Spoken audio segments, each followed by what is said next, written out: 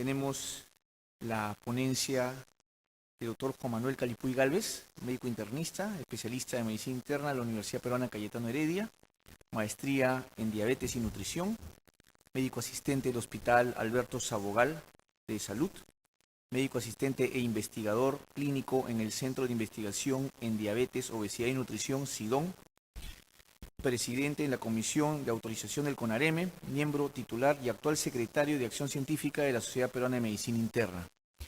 El tema de hoy tiene relación con un cuadro clínico muy frecuente en la parte endocrinológica, que es la diabetes, en donde no solamente tenemos que luchar con el paciente, la enfermedad, escoger el esquema terapéutico más adecuado e individualizado, sino también con algunos problemas a nivel de la terapéutica, lo que conocemos como inercia terapéutica. Para eso dejamos al doctor Manuel Calipuy. Muchas gracias. Buenos días a todos, gracias Roberto por la presentación. Buenos días a todos y agradecerles, bueno, es una hora temprano para muchos, pero bueno, a los que están también online, buenos días. El día de hoy vamos a, en este bloque, agradecerle al doctor Segundo Seglen que me va a continuar con las ponencias en relación a, generamos este bloque porque es de mucha práctica para nosotros como médicos internistas, ¿no? Y voy a comenzar con la primera exposición en relación a lo que es inercia terapéutica en la administración de insulina y algunas indicaciones para su uso. Lo que tenemos claramente, que están mis conflictos de interés, no tengo ninguno actualmente con laboratorio. Lo que sí es, debemos remarcar, es el año pasado se publicó el 10º Atlas de la Federación Internacional de Diabetes y miren la cantidad de pacientes que tenemos diabéticos, son 537 millones de personas con diabetes en el mundo, y lo que tenemos que resaltar también es que esto se viene cada vez peor, ¿no? Para el año 2040 vamos a tener un incremento muy significativo de pacientes diabéticos, sobre todo en poblaciones de bajos ingresos económicos, como son África y Sudamérica. La prevalencia más o menos estimada es de 10.5% a nivel mundial. 1 de cada 10 adultos tiene diabetes y 3 de cada 4 viven en países de bajos y medianos ingresos, y eso significa un alto costo para el sistema de salud.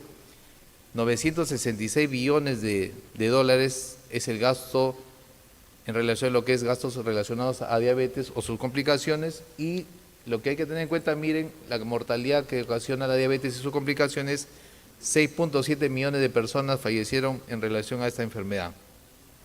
Y esto que muestro acá es para resaltar algo que está presentándose el día a día, ¿no? En la hospitalización, en las emergencias, miren la población que fallece actualmente, 40% son menores de 60 años, es una población económicamente activa, es una población que tiene obviamente mucho de expectativa de vida según las cifras actuales, y hay que tener mucho en cuenta, y sabemos que la principal causa de muerte viene a ser la enfermedad cardiovascular. Entonces, ¿qué sabemos en relación al control glicémico?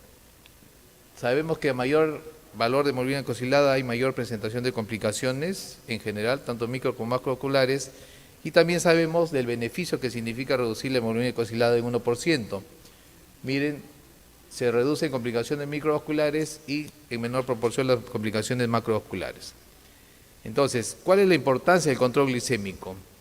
Nosotros tenemos que, sobre todo, manejar la parte sintomática del paciente, ¿no? Evitar la hiperglicemia sintomática es una obligación prácticamente actualmente, para que el paciente no esté con mucha sed, mucha poliuria, baja de peso. ¿Y por qué es importante también? Porque miren las reducciones que tenemos en relación a lo que es complicaciones, 50-76% en el DSCT, 25% en el LUCA-PS35, y obviamente que vamos a tener mejores beneficios en relación a mayor nivel de hemoglobina glucosilada que tenga el paciente. Lo que sí todavía no está claro es qué hay respecto a las complicaciones macrovasculares. Todavía, si bien es cierto, las complicaciones microvasculares han sido reducidas, pero hay cierta incertidumbre en relación a esto. Ahora, ¿cuál es el problema para nuestros pacientes? Que los beneficios que vamos a tener en el control glicémico no se van a dar tan inmediato. Lastimosamente van a ir progresivamente lentamente, y eso hace que a veces nosotros incluso nos confiemos en relación al beneficio de este control. ¿Y cómo estamos en control? El estudio NANES que ha sido publicado el año pasado, miren el último NANES en relación a lo que es control glicémico para el año del 99 al 2018, miren, en este periodo del 99 al 2002 encontramos 44% de control glicémico, en el siguiente periodo del 2007 al 2010, 57%, mejoró en cierta manera, pero este último, del 2015 al 2018, miren cómo nuevamente reduce y solamente la mitad de pacientes en Estados Unidos tienen un control adecuado de glicemia con un valor de glicosilada menos de 7. Y si bien es cierto, la meta de control glicémico no va a ser estándar para todos los pacientes, esto hay que adaptarlo a cada paciente. Miren, si incrementamos un poco la glicosilada, un valor de 8, que podemos tener algunos pacientes, sobre todo los adultos mayores o algunos pacientes de riesgo, llegamos prácticamente solamente a un 75%, o sea, sí considerable de pacientes no controlados. Esto es un fenómeno a nivel mundial, Perú no es ajeno a esta problemática. Miren estos algunos estudios hechos acá en el Perú, miren, control glicémico 50%, este estudio hecho en Cayetano Heredia se logra solamente el 35%, y lo que he traído este estudio, que es un estudio que se ha publicado el año pasado, generado por la institución crónica de la Universidad Cayetano Heredia, es muy importante porque se ha hecho en las 6 ciudades más importantes que tienen alta prevalencia de diabetes, como son Piura, La Libertad, Lambayeque, Lima, Arequipa y Cusco, en consulta externa en los 3 niveles de atención que tenemos en nuestro sistema de salud, tanto el primario, secundario y terciario. La mayoría, si bien es cierto, fue realizado en atención primaria, 91%, y se evaluó la meta de menos de 7%, y miren lo que se logra en relación a control. Solamente entre el 39 y 56% tenían niveles de glicosilada menos de 7%.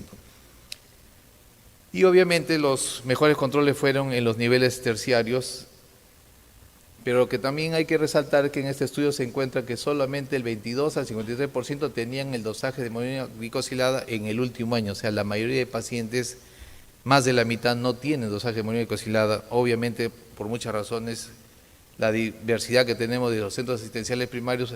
En el salud yo tuve la oportunidad de viajar, no se cuenta con este reactivo incluso muchas veces, ¿no? Es un problema muy serio sobre todo para manejar el paciente diabético. Pero la terapéutica ha ido mejorando cada vez más, contamos con muchos medicamentos en relación a lo que es el abordaje del paciente y control de la diabetes.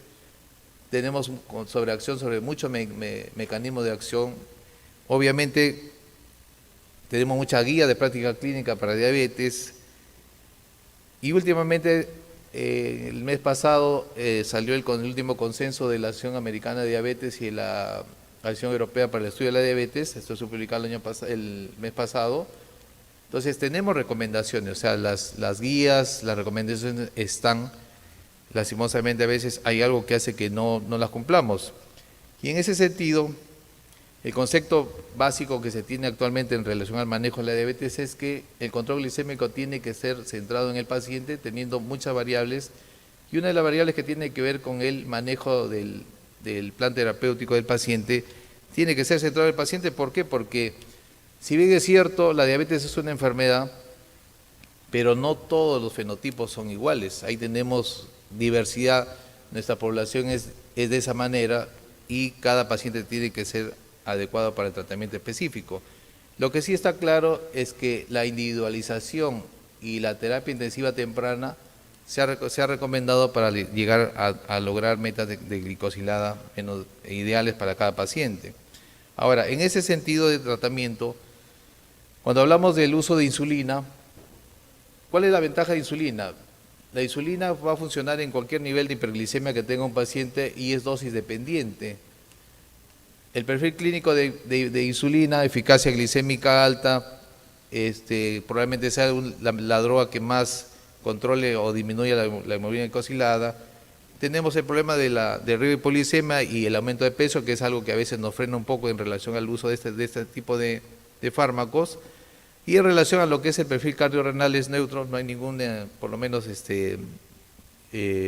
beneficio demostrado, pero tampoco hay algún daño.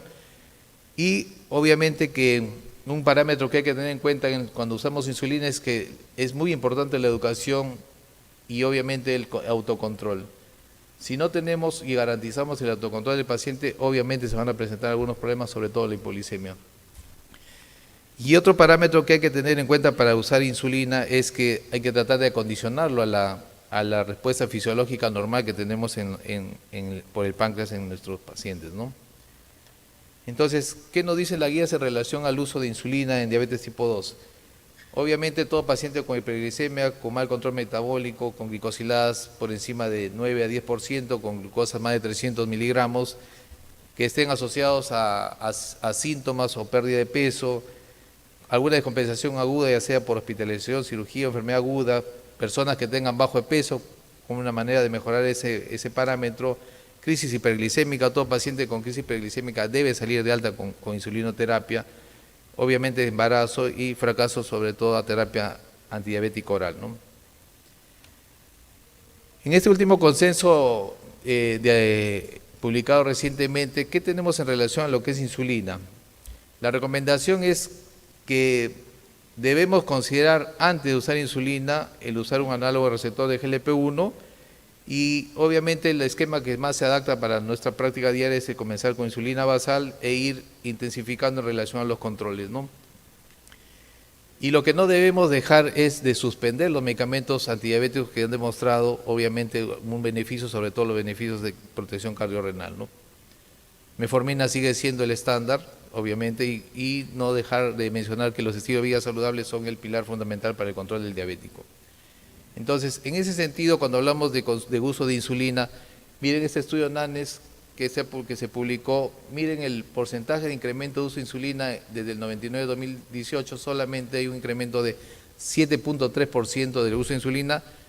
Lo bueno sí que si hablamos de drogas que tienen beneficio cardiovascular, miren de 0.6 a 7.1 los inhibidores de SGLT2, obviamente, y los análogos GLP-1, ¿no? Entonces, si bien es cierto, hay un cambio favorable para lo que es protección del paciente, pero una herramienta que es básica, sobre todo para nuestro sistema de salud, no se utiliza adecuadamente, ¿no? Entonces, llegamos al concepto de inercia terapéutica, que ya en el 2001 el doctor Lawrence nos decía que se define como la falta de inicio o intensificación del tratamiento cuando éste está indicado, y que la inercia viene determinado porque nosotros identificamos, ¿no? A veces nosotros sabemos que hay que modificar un tratamiento, pero por X motivo no se efectiviza. A veces hay unas variables que nos planteamos a veces controles de meta que no son los adecuados, como digo, a veces somos un poco más tolerantes. Y esto es importante, la inercia terapéutica, no solamente en diabetes, sino en el abordaje de todas las enfermedades crónicas, donde el tiempo de evolución es largo, obviamente va a significar una alta carga del sistema de salud el no controlarse, y la atención óptima de los pacientes no se va a lograr, por lo cual se pueden presentar algunas complicaciones. Y específicamente en diabetes, que tenemos que a pesar de no lograr niveles adecuados de hemoglobina glicosilada, no se intensifica el tratamiento.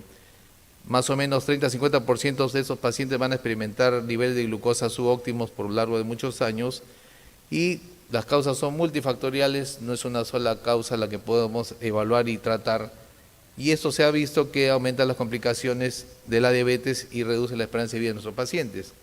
Se dice por varios estudios que el pasar de antibiótico oral a uso de insulina puede retrasarse más o menos aproximadamente en 6 a 8 años.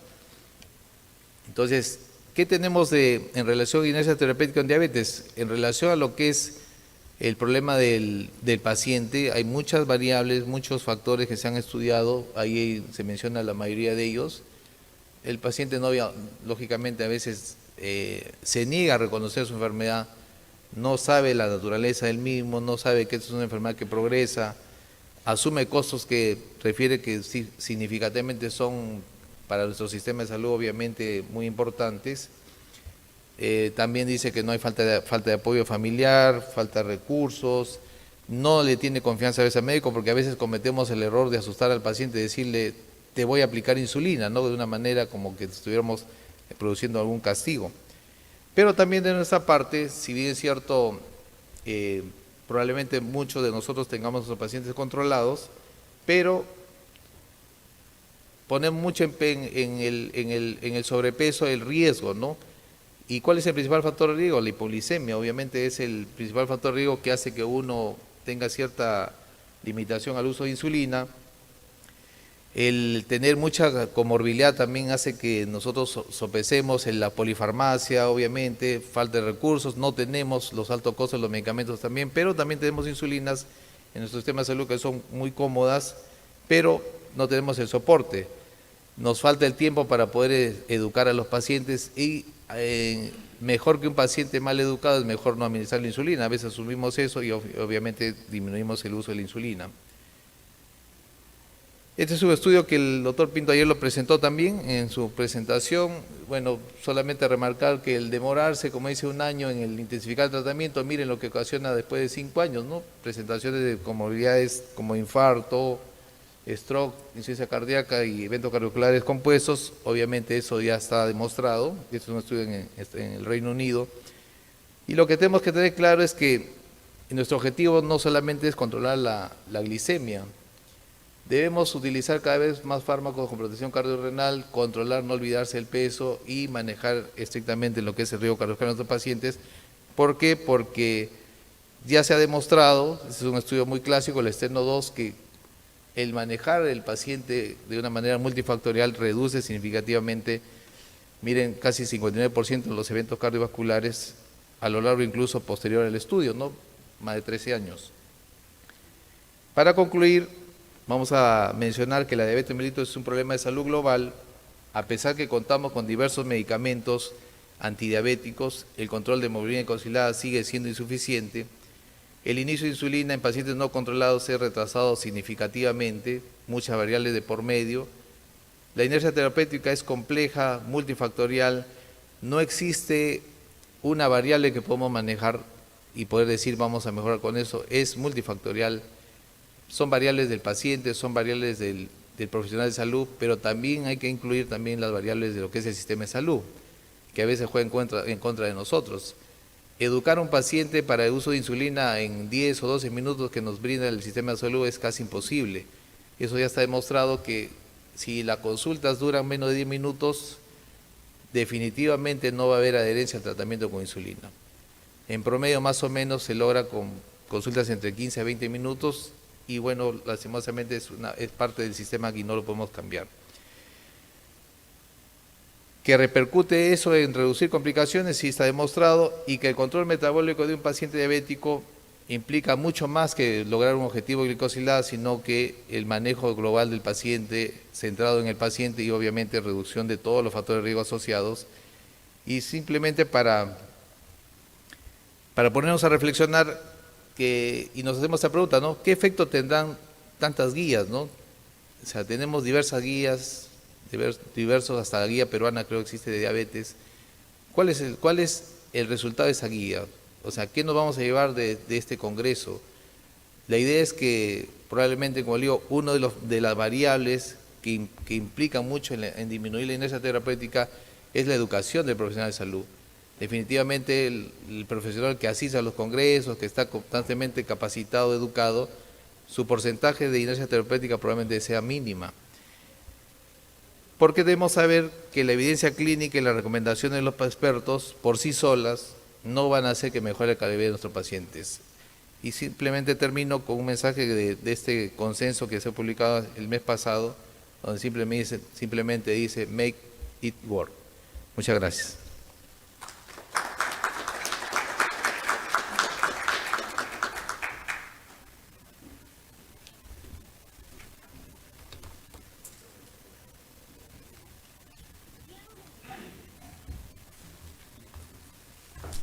Bueno, continuando con la mesa redonda, vamos a tener la segunda exposición a cargo del doctor segundo Nicolás Seclén Santisteban, médico especialista, endocrinólogo, maestría y doctorado en medicina por la Universidad Peruana Cayetano Heredia, magíster en epidemiología y salud pública y estudios de doctorado en geriatría.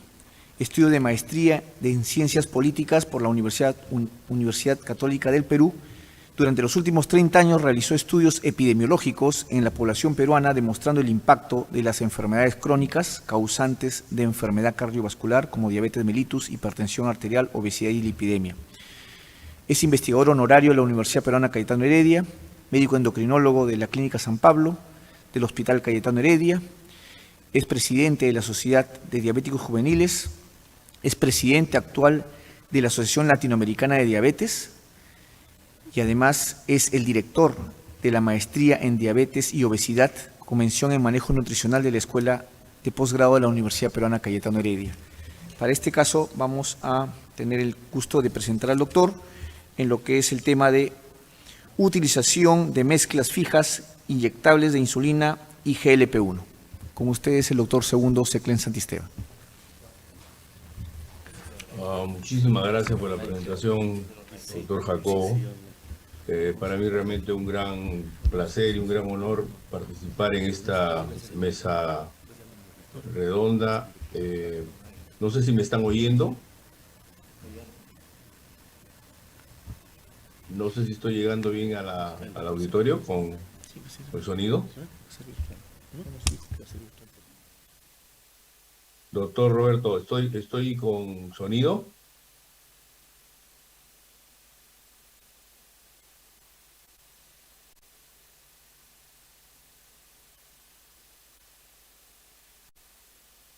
Sí, doctor, sí se lo oye. Ya, muchas gracias. Quería simplemente ratificar que estoy muy contento de participar en este congreso en honor a nuestro maestro, el profesor Amador Carcelén Bustamante, del cual tenemos grandes recuerdos, tanto en su labor académica como un ícono de la medicina peruana, como por sus aficiones que hemos compartido, como es la música. Quiero, en ese sentido, agradecer al comité organizador que ha tenido a bien invitarme a participar en esta mesa redonda, y quiero empezar presentando un tema que me parece muy importante porque es un tema relativamente nuevo, que es la utilización de inyectables fijos, combinando la insulina con los análogos de los receptores GLP-1, que realmente es una mezcla inyectable que actualmente está tratando de conseguir su colocación dentro de las alternativas para manejar la diabetes tipo 2. Comienzo enfatizando de que actualmente las metas de control glicémico en diabetes han sido muy perfeccionadas. En estos momentos ya tenemos parámetros que son importantes de seguir para poder decir que un paciente está bien controlado desde el punto de vista de la glicemia. Por un lado, la hemoglobina glicosilada, que como todos sabemos da un horizonte de 3 meses en el manejo del paciente previamente. Tenemos la glucosa en ayunas que no debe de sobrepasar los 130 miligramos por decilitro. El audio. Tenemos la glucosa postprandial, que se mide generalmente 1 hora o 2 horas después de cualquier alimento y que no debería de estar por encima de 140. Y finalmente tenemos estos dos últimos indicadores de control de la glucosa, que es el tiempo en rango y la variabilidad glicémica. Estos dos últimos son muy importantes porque realmente complementan lo que diríamos la cuarta pata de una silla de control, porque realmente nos ha permitido, por un lado, saber si los medicamentos pueden tener una estabilidad para poder mantener en un tiempo determinado estos parámetros previos que he mencionado, los 3 anteriores, y por otro lado saber que realmente los picos que se producen en el tratamiento en relación a la glicemia, sobre todo la utilizar insulina, son correctos. Por ejemplo, en variabilidad glicémica podría haber un paciente que tiene la misma hemoglobina glicosilada como ven ustedes en la pantalla, pero por ejemplo uno de ellos podría tener picos muy altos de glucosa y picos muy bajos de glucosa en los niveles de hipoglicemia, y poder tener en resumen una glicosilada de 8%, mientras que hay otro paciente con la misma hemoglobina glicosilada que podría tener una regularidad en su control, ambos con la misma hemoglobina glicosilada, pero el primero con un gran estrés oxidativo por las diferencias de elevación y baja de la glicemia. Y por lo tanto, esto es un elemento muy importante. En estos momentos se está utilizando para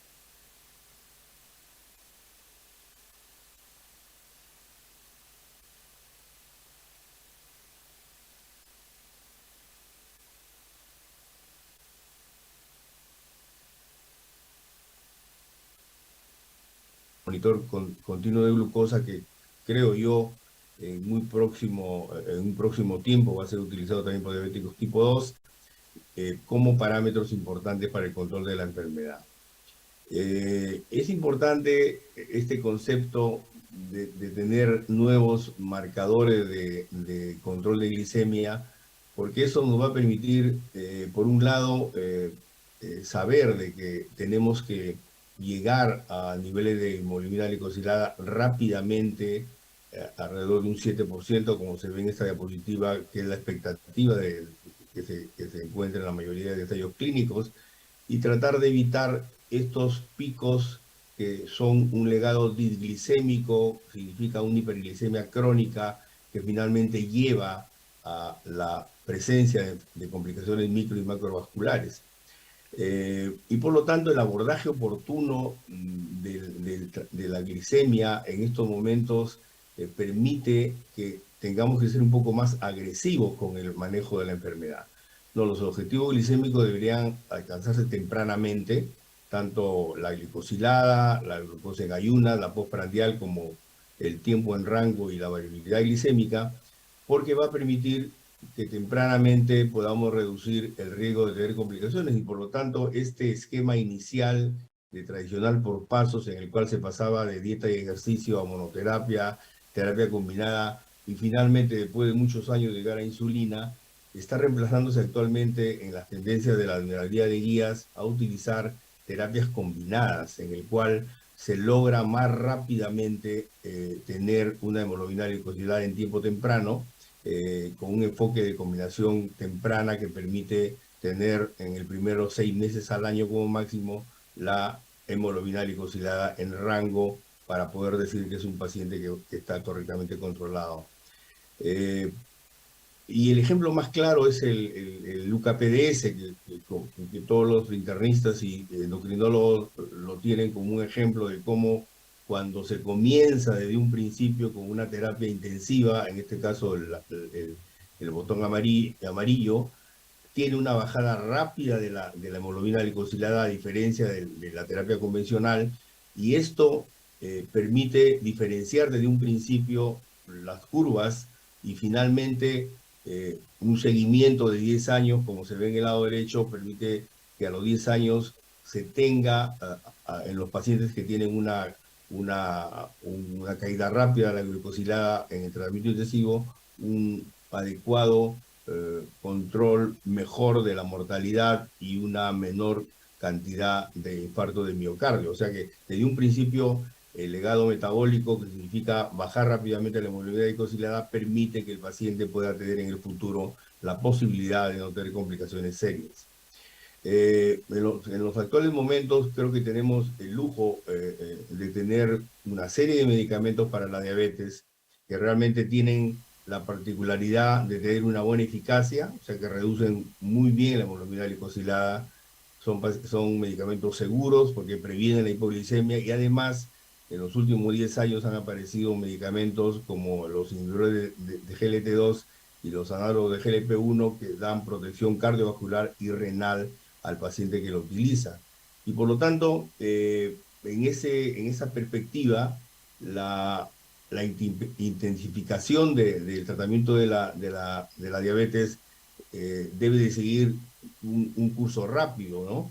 Dentro de los 3 a 6 meses de aplicar un tratamiento, debería el paciente de llegar a una glicosilada en rango y la insulina, que antes era realmente una especie de medicamento que se dejaba a último momento o a última instancia, está también considerado como un medicamento que puede utilizarse tempranamente. Quiere decir que la intensificación es el camino correcto para poder lograr que los pacientes puedan en un lapso de 3 a 6 meses tener metas que puedan garantizar el futuro y evitar complicaciones. En ese sentido, lo que dijo el doctor Calipuy es muy importante, ¿no? El control, la utilización de la insulina tempranamente está bien especificada en la mayoría de guías. Este es un resumen de la Asociación Americana de Endocrinólogos Clínicos, en el cual se puede utilizar rápidamente cuando un paciente tiene una glicosilada mayor de 9%, y sobre todo si está sintomático, puede utilizarse, por ejemplo, cuando hay 2 o 3 agentes que no logran el control, y puede utilizarse agregando como monoterapia o terapia dual, como insulina basal. Sin embargo, esta utilización de la insulina, sobre todo basal, tiene en algunos casos, la desventaja de producir lo que llamamos una hiperglicemia residual, en el cual uno podría encontrar, utilizando insulina, una glucosa en ayunas normal, pero una hemoglobina glicosilada que todavía no está en rango. Estos estudios, en estos 3 eh, platos, demuestran cómo en ensayos clínicos, en estudios observacionales y en el registro de historias clínicas, en la parte amarilla hay porcentajes de pacientes que utilizando insulina no logran controlar tanto la glucosa en ayunas como la postprandial, y en amarillo está el porcentaje que quedan pacientes utilizando la insulina como monoterapia.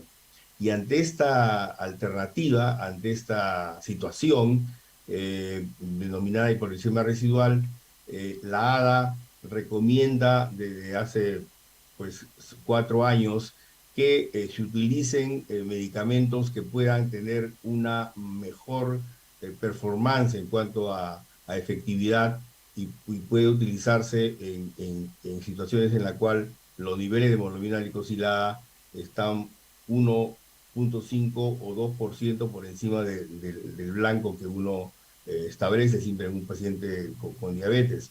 Y por lo tanto, esta terapia dual permite que los pacientes puedan llegar también rápidamente a obtener el objetivo clínico de tener una hemoglobina glicosilada menor de un 7%.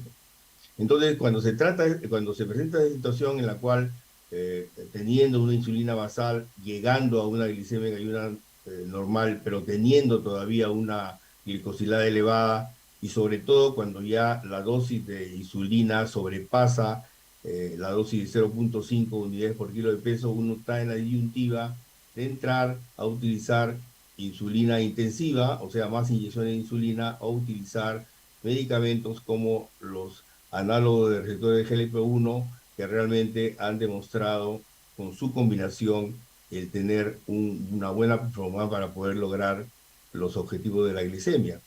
Eh, este medicamento, en primer lugar, evita, asociado a la insulina, una ganancia de peso y un aumento del riesgo de hipoglicemia.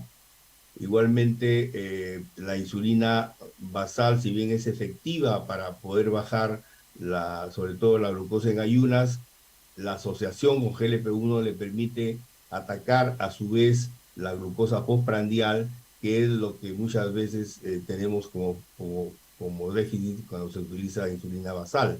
Eh, y esta asociación realmente, ahora recomendada por la ADA y por el Grupo Europeo, permite sumar 2 medicamentos que, por un lado, en el caso de insulina, actúa eh, mejorando la captación de la glucosa en el hígado y en el músculo y en las células grasas, mejorando también la performance del riñón. Y por el lado de los inhibidores, los análogos de GLP-1, actúan disminuyendo el glucagón, estimulando la célula beta en el páncreas, disminuyendo la sensación de llenura a través de su efecto en el cerebro, y disminuyendo el vaciado del tracto gastrointestinal.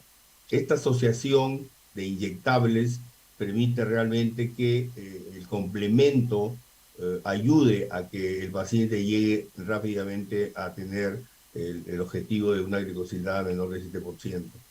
Este es un estudio que muestra cómo, comparando la combinación de hemoglobina de insulina con análogo de GLP-1 versus basal bolo, que sería la otra alternativa a seguir, hay un mejor control de la hemoglobina glicosilada utilizando la combinación de GLP-1 con insulina versus insulina basal. En el mercado existe, en el Perú por lo menos, una, una combinación ya aprobada por los organismos peruanos como el IGMIT, que es la insulina mezclada, la glargina con la lisicilatida, en el cual eh, se utiliza ya, está en el mercado para ser utilizado, eh, pero igualmente en la literatura, todavía no está en el mercado nuestro, hay una combinación también de insulina degludec con liraglutide, que es la otra mecanismo mediante el cual se presenta estos medicamentos para su utilización en el paciente con diabetes. Es importante remarcar que la dosis de los análogos de GLP-1 está muy relacionada a la dosis que se utiliza de insulina y tiene que ser individualizada, evidentemente, como una respuesta clínica en relación a cada persona. Eh, la actual recomendación o guía de la Sociedad Europea y la Sociedad Americana ya indica, ya sugiere la necesidad de que se puedan utilizar este tipo de medicamentos combinados, ya que sabemos que en general las monoterapias raramente exceden el 1% de la caída de glicosilada, y la asociación de medicamentos como el que estamos mencionando puede llegar a tener una efectividad de bajar la glicosilada de 1,5 a 2%. Y por lo tanto, esta combinación es una combinación nueva que está tratando de conseguir un sitio en el manejo de los pacientes, porque además de que tiene una buena efectividad, permite que el paciente pierda peso y tenga menos cuadro de hipoglicemia, como sucede, como todos sabemos, en los regímenes intensivos con insulina, en el cual la ganancia de peso y la hipoglicemia son cuadros bastante frecuentes. Este es un estudio denominado Lixilan O, en el cual también comparan la utilización de esta mezcla de lixisenatida con glargina versus glargina y lixisenatida sola, en el cual demuestran que a la semana 30 de utilización, de utilizar esta combinación, comparado con los glargina y lixisenatida solo, llegan a una hemoglobina glicosilada correcta, pero a la semana 30 misma solamente un 75% de pacientes llegan a tener una glicosilada de menos 7% comparada con una cifra menor que lo obtiene glargina y lisicilatida. O sea que esta combinación es superior para lograr en las 30 semanas el objetivo de una glicosilada de 7%. Y como ven en el esquema de abajo, la caída de glucosa es mucho más potente cuando se utiliza la combinación glargina-lisicilatida comparada con glargina sola y más aún con lisicilatida sola.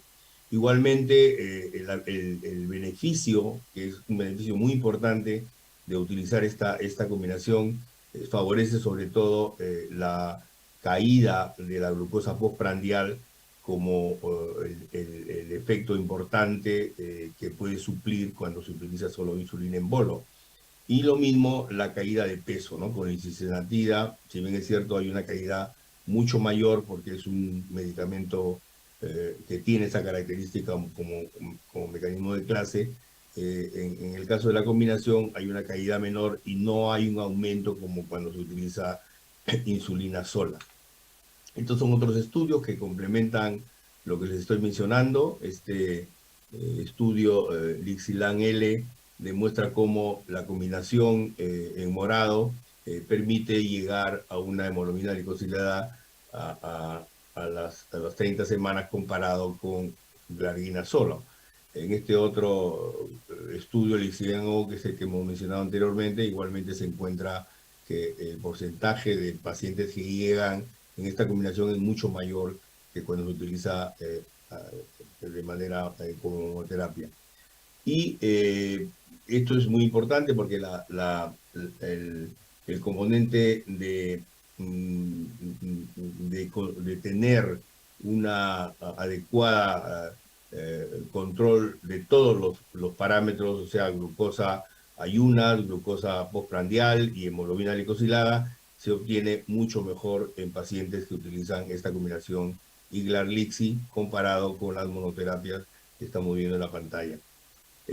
Una cosa interesante es que independientemente de la caída de hemoglobina glicosilada que ya hemos demostrado en las anteriores diapositivas, hay una caída también importante en el peso que se ve acá en esta diapositiva, en el cual la caída del peso y de la hipoglicemia es muy importante al utilizar sobre todo esta combinación de Lixilan en los ensayos clínicos que están ahí descritos. En resumen, las consideraciones prácticas de iniciar estos medicamentos inyectables a dosis fija están avaladas por la guía de la ADA y la Sociedad Europea como un elemento importante para intensificar el tratamiento utilizando esta combinación. Igualmente, el manejo de este grupo de medicamentos es recomendado para optimizar el control de la glicemia, sobre todo cuando no se tiene un control de la glucosa postprandial y evidentemente la educación para el paciente que no utiliza inyectables es una cosa muy importante para lograr un éxito en su utilización. Finalmente, esta diapositiva trata de sugerir, ¿no?, su utilización considerando los estudios que existen y las guías, sobre todo de la ADA y de la Sociedad de Endocrinología. Y, por ejemplo, podría indicarse en adultos que debutan con diabetes tipo 2 con una hemoglobina glicosilada más del 9 o 10% con o sin síntomas. Podría ser una buena alternativa su utilización. En segundo lugar, en adultos con diabetes tipo 2 que no están controlados con insulina basal, que tienen, por ejemplo, más de 60 unidades por día como bolo basal, con o sin agentes orales, se puede utilizar también este medicamento. Igualmente, adultos que no están adecuadamente controlados con lisifenatida, que es el análogo del receptor GLP-1 o cualquier otro análogo, se puede utilizar esta combinación. Adultos con diabetes tipo 2 que no están controlados con 2 agentes orales, también podría ser en una segunda instancia utilizar esta medicación. Y finalmente, adultos mayores con diabetes tipo 2 que tienen una tasa de filtración glomerular mayor de 30, también están indicados para la utilización de esta combinación. Al costado en amarillo están digamos, los estudios que se han realizado utilizando estas combinaciones en este grupo específico de pacientes, ¿no? Realmente es un nuevo abordaje de la diabetes en su manejo con inyectables.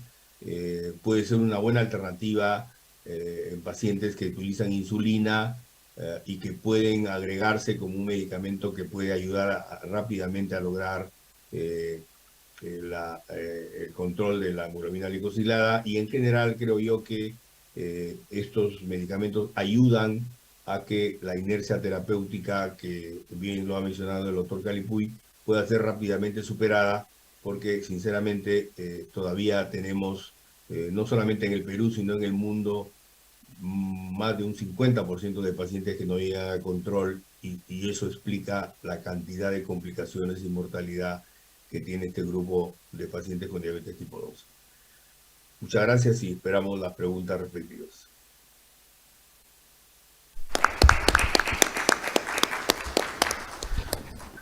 Muchas gracias al doctor Segundo Seclé por su disertación acerca de utilización de mezclas fijas inyectables de insulina y GLP-1. A continuación voy a tener el grato honor de presentar al doctor Miguel Pinto Paldivia. Él es médico cirujano en la Universidad Nacional San Agustín de Arequipa, especialista en endocrinología en la Universidad Peruana Cayetano Heredia, con una pasantía en la unidad de pie diabético del Hospital Clínica San Carlos en Madrid, maestría en epidemiología clínica en la Universidad Peruana Cayetano Heredia, pasantía en el Laboratorio de Inmunogenética de la Universidad de Turku en Finlandia, miembro del Colegio Americano de Endocrinología, expresidente de la Asociación de Diabetes del Perú, ADIPER, y labora en la Clínica Delgado. El doctor Miguel Pinto Valdivia va a disertar el tema titulación de insulina en la consulta ambulatoria. Bienvenido, doctor.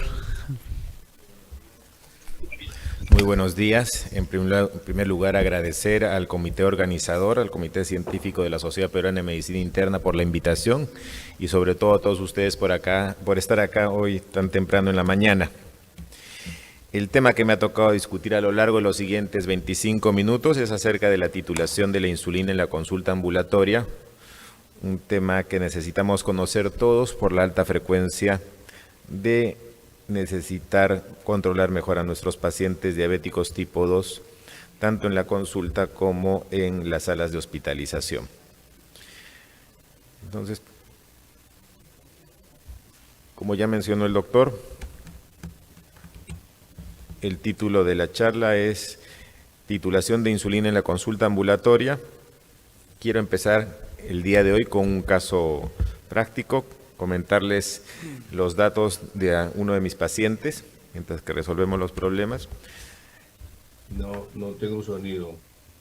El paciente que quiero discutir con ustedes es un paciente que todos nosotros vemos en los consultorios, en las clínicas, nuestra práctica privada. Es el señor Gregorio, es un paciente de 61 años de edad que viene con un tiempo de enfermedad de 5 años.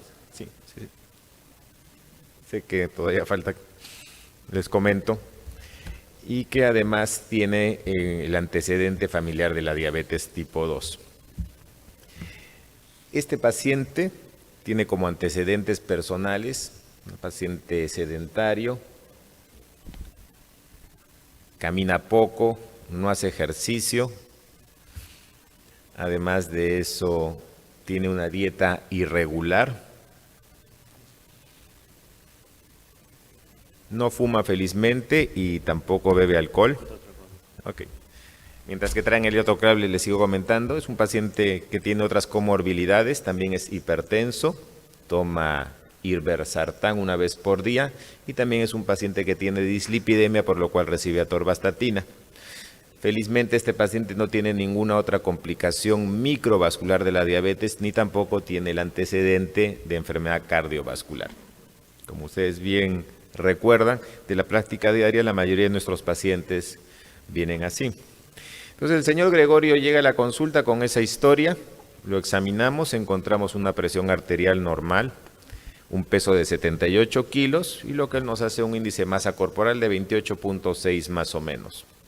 Recuerden, hipertenso, dislipidemia, diabético, tiene sobrepeso y como un buen número de nuestros pacientes llega con una terapia combinada. La terapia combinada más frecuente en la práctica de los hospitales del MINSA y de salud es la metformina con una sulfoniluria. Ya saben bien que es por temas de costos.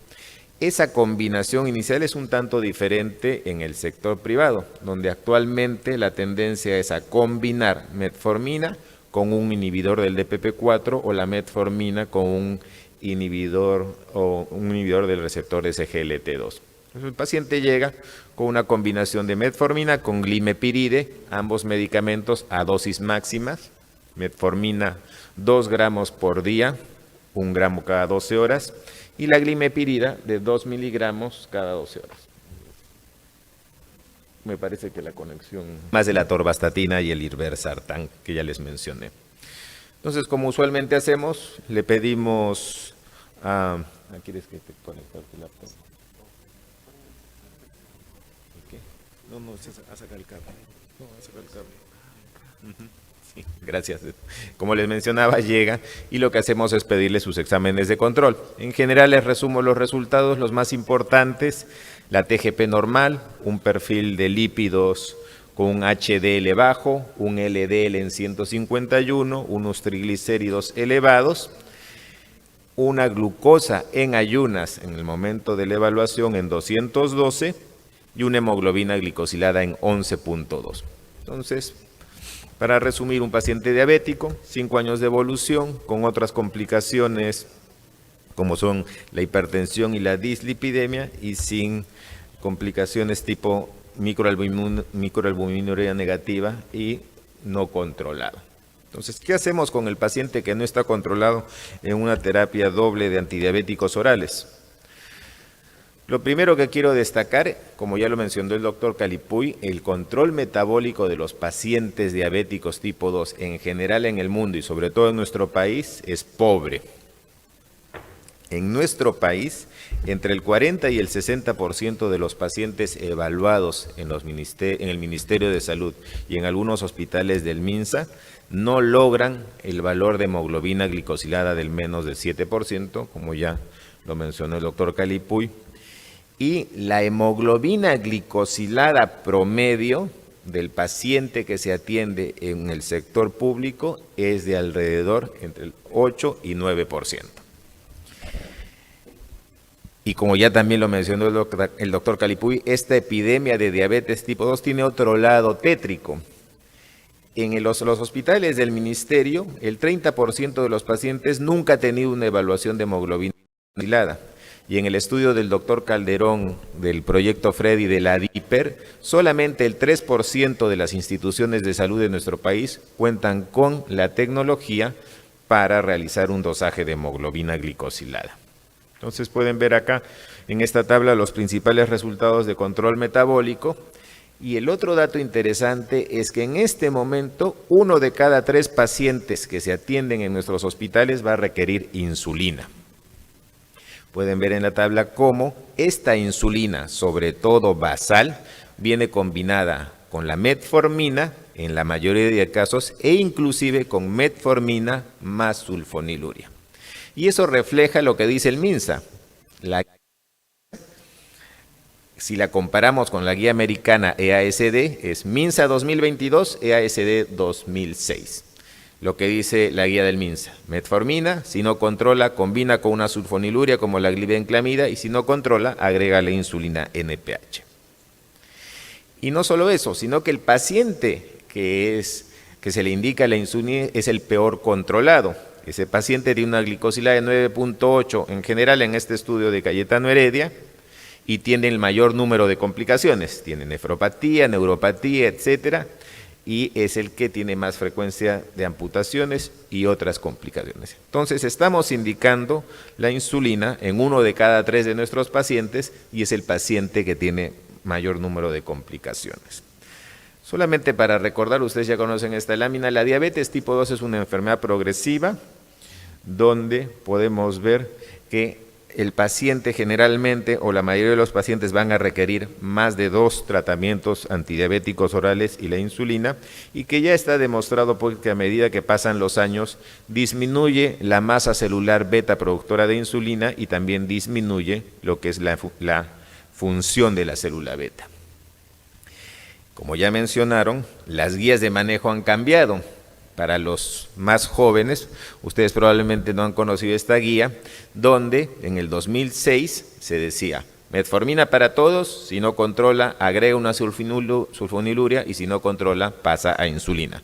Un solo tratamiento para todos los pacientes.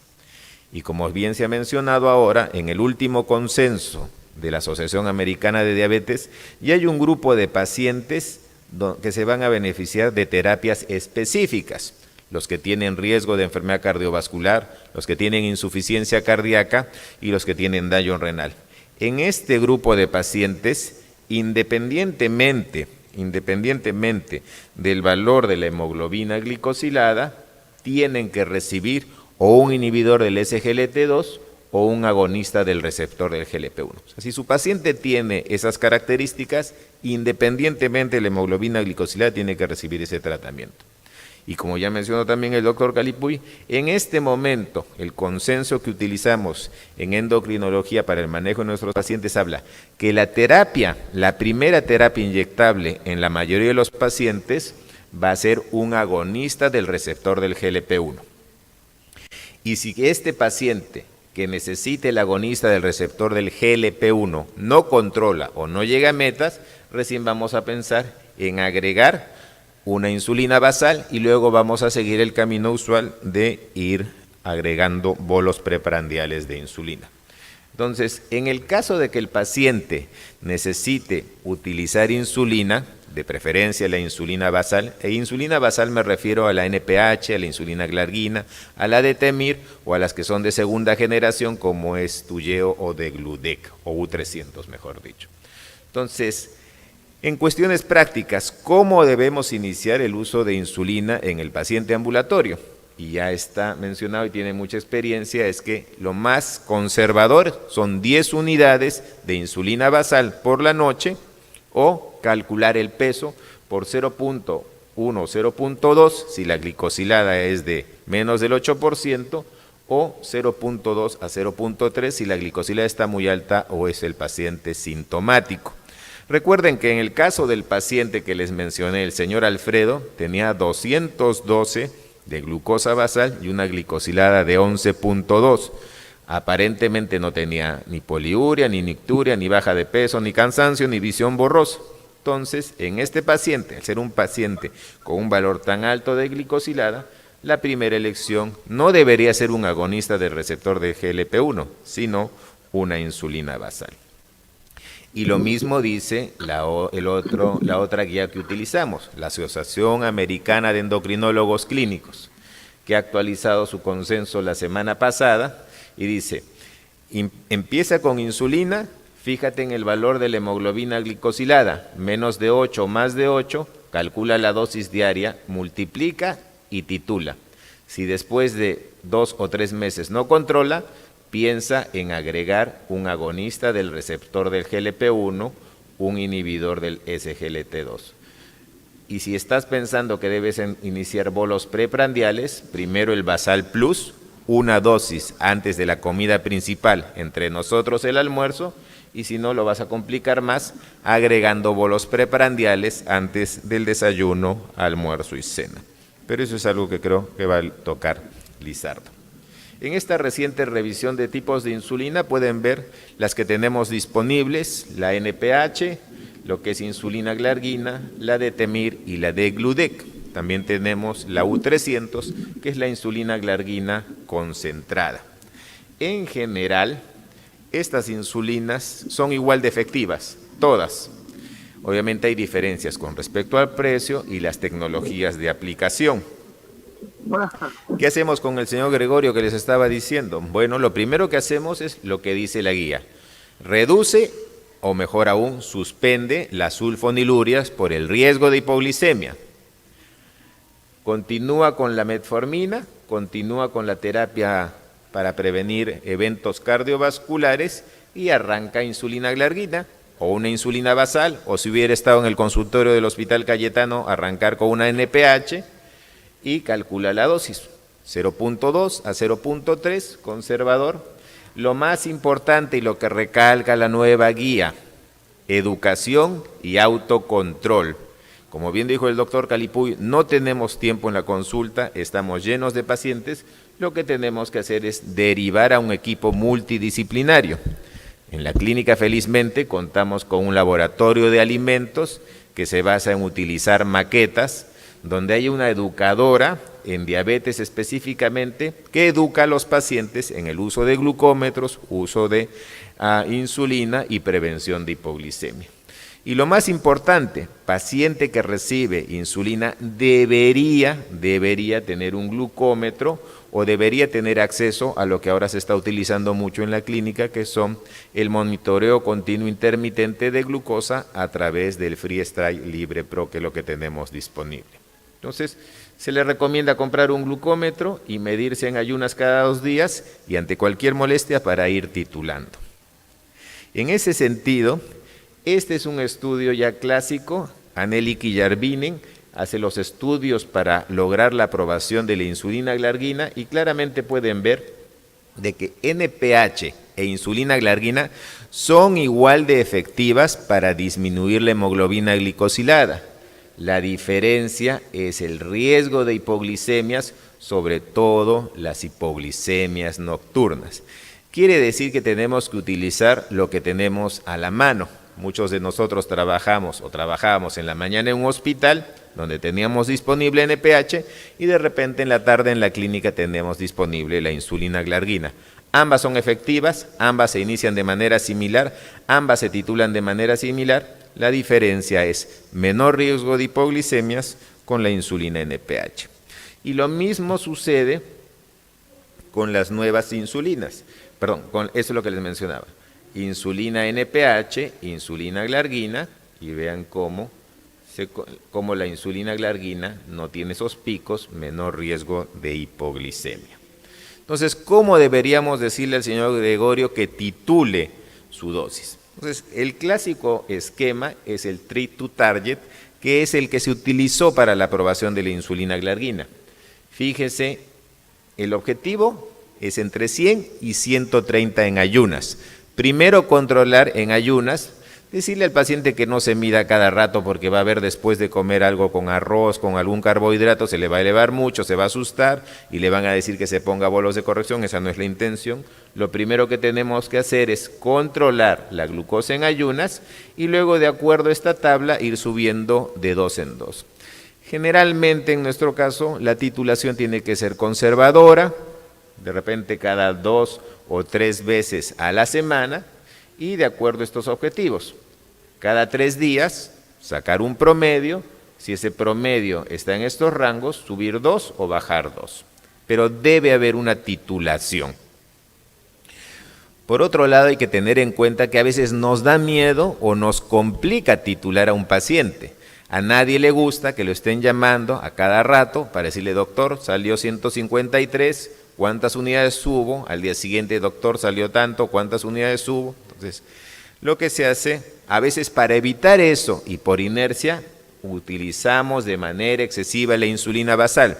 Y eso tampoco es correcto, porque si subimos mucho la insulina basal, y estos son los criterios, cuando utilizamos más de 0.5 unidades por kilogramo por día, cuando no controlamos la postprandial, cuando a pesar de esta dosis elevada de insulina basal, la glicosilada está alta, cuando este índice nos sale más de 50, tenemos riesgo de hipoglicemia y tenemos mucha ganancia de peso. En algún momento, este paciente que está recibiendo una dosis alta de insulina, va a comer algo, no va a comer algo que no le gusta, va a hacer mucho ejercicio y va a hacer una hipoglicemia. Y como ya también se mencionó, ¿dónde está la insulina? La insulina todavía se utiliza, todavía es el medicamento más importante para el manejo de la glucosa. No hay valor de hemoglobina glicosilada que se rinda. La glicosilada más alta que he visto yo en el hospital ha sido 17%. Entonces, lo único que va a servir en ese caso es la insulina. Y como les mencioné, iniciar con una dosis basal, continuar con el resto de terapias. Si el paciente, porque tiene daño renal, está recibiendo un inhibidor del SGLT2, tiene que continuar. Lo que debemos hacer es reducir sobre todo las sulfonilurias. Y como van a ver más adelante, podemos ir complicando y complementando la terapia con los bolos preprandiales. Entonces, el señor Gregorio regresa, está tomando su metformina, está utilizando, ha titulado la insulina glargina a 30 unidades y también ha iniciado bolos antes del almuerzo porque es su comida principal y utiliza una insulina de acción rápida, moderna, como es la insulina Lispro. A veces en el hospital solamente tenemos disponible la insulina rápida, sin embargo la insulina rápida o el Humulin R hay que tener cuidado por el tiempo de vida media de este medicamento, que también aumenta el riesgo de hipoglicemia. A diferencia de estos análogos de acción rápida, que inician su acción a los 15 minutos y que el efecto solamente dura 2 horas. Entonces el paciente, el señor Gregorio, se pone esta dosis de insulina 15 minutos antes del almuerzo y a las 3 o 4 de la tarde ya no tiene mayor riesgo de hipoglicemia. Ha mejorado su control, la hemoglobina glicosilada ha disminuido, su glucosa en ayunas ya está controlado, ha ganado peso obviamente porque ya está mejor controlado y está utilizando este tipo de insulinas, no ha hecho hipoglicemias porque son insulinas modernas y el plan es, como mencionó el doctor Seclen, pasar a otro esquema de tratamiento que le facilite las cosas, disminuye el riesgo de hipoglicemia y no gane peso. Ese otro esquema son los agonistas del receptor del GLP-1, que ahora también tenemos disponible en nuestro país, que vienen en combinaciones fijas. En la práctica clínica hasta hace un mes teníamos muchos pacientes que recibían en la mañana liraglutida y en la noche recibían un INCON de una insulina basal como la glargina y continuaban con la metformina. Ahora, las combinaciones fijas reducen el número de INCONes. En conclusión, la diabetes tipo 2, como bien saben, es una enfermedad crónica. La mayoría de nuestros pacientes lamentablemente no van a alcanzar un buen control metabólico, expresado en la proporción de pacientes que alcanzan una hemoglobina menos del 7%, al menos 1 de cada 3 de nuestros pacientes que veamos en la consulta va a necesitar insulina. De acuerdo a las guías más actuales, el primer inyectable de elección es el agonista del receptor del GLP-1. Sin embargo, algunos pacientes van a requerir insulina, y ya lo dijo el doctor Calipuy. Glucosa basal en ayunas más de 300, glicosilada más de 9, o por arriba del 1 o el 1.5 del objetivo del paciente. Si está sintomático, nicturia, poliuria, baja de peso. Si tiene una enfermedad intercurrente, una infección, un infarto, una quemadura, si está hospitalizado o si tiene una crisis hiperglicémica. Por otro lado, siempre iniciar con un bolo basal. Ya les mencioné las opciones que tenemos y cuáles son sus ventajas. Todas las basales son igual de efectivas. Las más modernas, los análogos de primera y segunda generación tienen menor riesgo de hipoglicemia, pero en general todas son efectivas. Recuerden que la insulinoterapia siempre está asociada a ganancia de peso y riesgo de hipoglicemia, y en algunos casos, felizmente los menos, vamos a necesitar agregar bolos preprandiales. Nuevamente muchas gracias por la invitación y disculpen los problemas técnicos. Muchas gracias al doctor Miguel Pinto Valdivia. A continuación invitamos al doctor Harold Lizardo Torres Aparcana.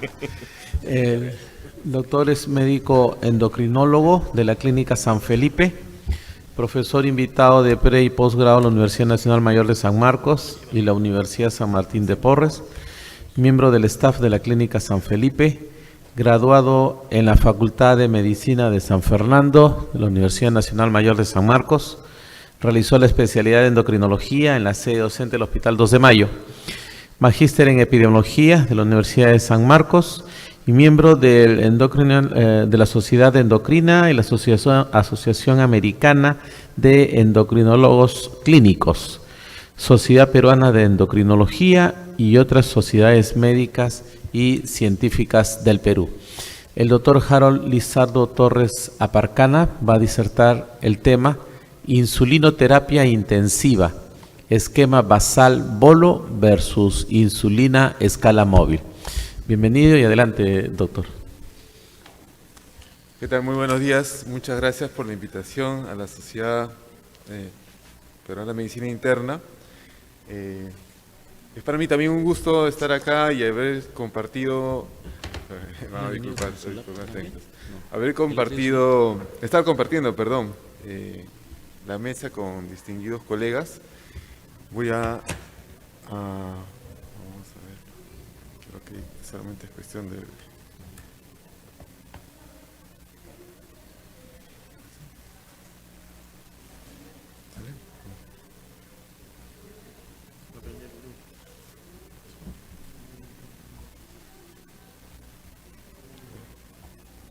Bueno, ahora sí. Esas cosas a veces pasan. A ver cómo se pusieron. Ya está. Bueno, esta es mi declaración de conflicto de intereses. Vamos a la agenda en el tiempo que nos queda. Ya les había adelantado que tenemos un problema serio con la diabetes mellitus. Fíjense, para la Federación Internacional de Diabetes, de acuerdo a la publicación de su atlas del año pasado, existen al momento 537 millones de personas que tienen justamente diabetes mellitus tipo 2 a nivel mundial entre 20 y 79 años. Lo más trágico, por decirlo de alguna manera, es que este incremento va a seguir y para el año 2045 va a llegar al 46%. Ahora, otro dato muy importante que tenemos que tener en cuenta es que existe de estos 537 millones, 240 millones de personas que no saben justamente que tienen la enfermedad. Por eso nos sorprende que cuando uno ve la cantidad de pacientes diabéticos que se encuentran hospitalizados en áreas no críticas, estos llegan a ser 1 de cada 4. ¿Okay? Adicionalmente, vamos a ver que existe un 12 a 25% de pacientes hospitalizados que van a presentar hiperglicemia, definido por una glucosa por encima de 140 miligramos por decilitro. Como les decía, algunos de ellos de pronto son diabéticos, solamente que no lo saben, y otros podrían estar desarrollando lo que llamamos la hiperglicemia de estrés. Y mucho cuidado con la hiperglicemia de estrés, porque estos pacientes, claro, nosotros asumimos que solamente ha sido por el evento agudo que presentó la hiperglicemia, pero entre un 27 a 37% de ellos van a desarrollar diabetes en los siguientes 3 a 12 meses.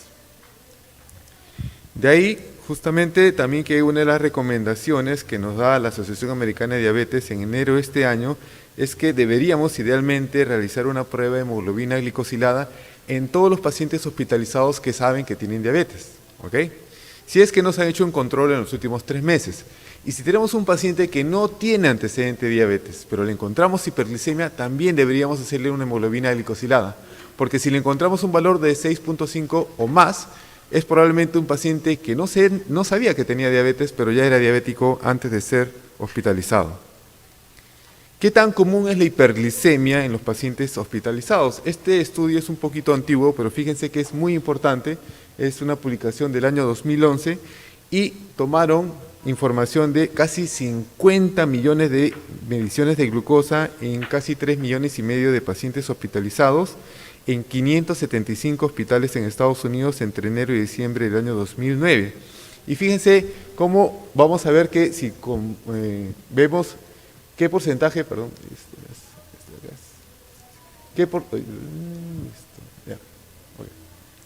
¿qué porcentaje de los pacientes en estado crítico y en salas no críticas tienen valores por encima de 180?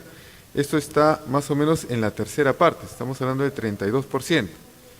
Si vamos a un valor un poco más alto, ¿qué pasa con los pacientes que tienen glucosa por encima de 200? Estamos hablando de un 23%. Entonces, es casi la cuarta parte, ojo, cuarta parte de los pacientes hospitalizados en áreas críticas y no críticas. Los diabéticos, sabemos, tienen mayor riesgo de hospitalización. Esta corte de más de 10.000 personas por 7 años indicó justamente que en el caso de los diabéticos, ellos tenían un riesgo de hospitalizarse por alguna infección entre 1.75 a 3 veces más. Y si nos fijamos en el caso de la muerte, el riesgo de muerte justamente en ellos, por ejemplo en los pacientes hospitalizados por infección del tracto urinario, era prácticamente 4 veces mayor en comparación con las personas que no tenían diabetes.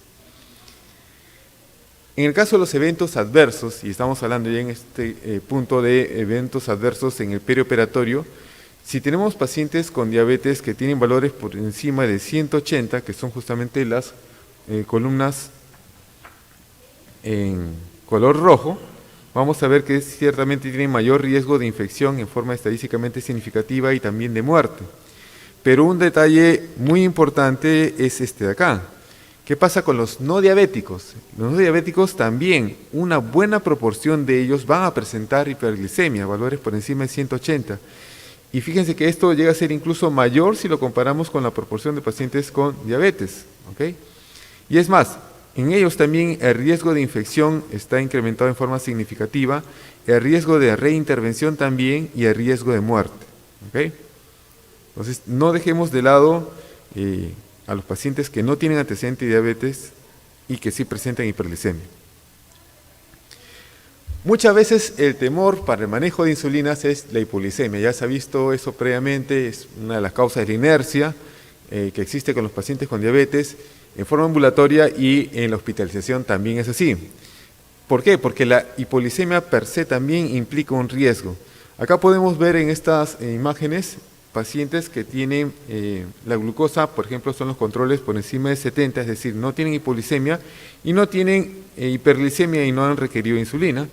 Fíjense la mortalidad si lo comparamos con las personas, en este caso como decía, sin diabetes, sin hiperglicemia, que hacen una hipoglicemia por debajo de 70, se va incrementando, pero el riesgo es mucho mayor, ¿no? Si tenemos un paciente no diabético que nos hace una hipoglicemia y no está recibiendo insulina, es un factor de riesgo para que finalmente pueda el paciente fallecer. Y ahora, ¿qué pasa con las personas que de pronto sí han requerido insulina por ser diabéticos o presentar hiperglicemia? Ahí vamos a ver que en el caso de los controles, obviamente es mayor el riesgo de mortalidad comparado con los no diabéticos sin insulina, pero si ahora comparamos los que tienen glucosa por encima de 70 versus los que han tenido glucosa por debajo de 70, vamos a ver que el riesgo es mayor, pero sobre todo el riesgo es mucho más alto en estos pacientes si tienen una hipoglicemia severa. Estamos hablando de una glucosa por debajo de 40. Entonces, regresando otra vez a la guiada de enero de este año, vamos a definir hiperglicemia en pacientes hospitalizados si tienen una glucosa en sangre mayor de 140. Hipoglicemia en los pacientes hospitalizados también se va a clasificar, igual que en forma ambulatoria, de acuerdo a la concentración de glucosa en sangre y al correlato clínico. Nivel 1 si tiene menos de 70 y mayor o igual de 54, nivel 2 si tiene menos de 54 y el nivel 3 que es la hipoglicemia severa que conocemos, donde hay una alteración del estado mental y o físico que requiere justamente la asistencia para el tratamiento de la hipoglicemia.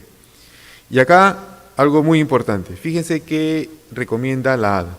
Debemos nosotros iniciar terapia con insulina en hiperglicemia persistente, esto es, pacientes que tienen glucosas mayor o igual de 180 en 2 mediciones y la idea es mantenerlos, fíjense acá, entre 140 y 180, ya sea un paciente en estado crítico o no crítico. Antes de continuar tenemos que recordar que en condiciones normales, una persona sin diabetes, siempre produce una secreción basal de insulina, es decir, en la noche no es que el cuerpo no produzca insulina, sí produce una cantidad mínima incluso de insulina y claro, con cada comida hacemos picos de insulina, esto se encarga nuestro páncreas. ¿Qué sucede si nosotros evaluamos el esquema escala móvil? Primero que va a depender muchas veces de cómo está la glucosa antes de cada comida, si es que es un paciente que está comiendo en la hospitalización. Y es más, asumiendo que se reciba insulina o se le indique insulina o reciba el paciente insulina antes de cada comida, de todas maneras va a haber un periodo en la noche donde el paciente va a estar, por decirlo así, sin efecto de ninguna insulina y hay riesgo de que presente hiperglicemia en la mañana. Por eso es que aparece el esquema basal-bolo, donde, como vamos a ver más adelante en detalle, el 50% de la dosis que nosotros calculemos para todo el día va a ir en una insulina basal y antes de cada comida va a ir también una cantidad de insulina rápida o ultra rápida, el 50% restante que calculamos dividido en 3 dosis. Lo que sucede es que muchas veces tenemos el temor porque el paciente de pronto no va a comer o está comiendo menos y frente a esto es que se planteó la forma, por decirlo así, híbrida, que es el esquema basal plus, donde nosotros vamos a indicar una insulina basal, pero adicionalmente vamos a dejarle una escala de corrección con una insulina rápida o ultra rápida, dependiendo de cuánto tiene de glucosa antes de cada comida. Ahora, si vamos a enfrentarlos, por decirlo de una manera, el esquema escala móvil versus el basal-bolo, vamos a ver qué dicen justamente 2 revisiones sistemáticas que han salido publicadas. La primera en el año 2017 por Christensen, y el primer aspecto que vamos a evaluar es el control de glicemia. ¿Qué encontró esta revisión sistemática? Que en promedio el esquema basal-bolo consigue una reducción de más o menos 18 miligramos por decilitro en promedio de glucosa frente a la escala móvil, es decir, con un basal-bolo vas a conseguir un mejor control de glicemia. Algo similar también se encontró al año siguiente en otra publicación, pero esto ya del grupo Cochrane, del doctor Colunga.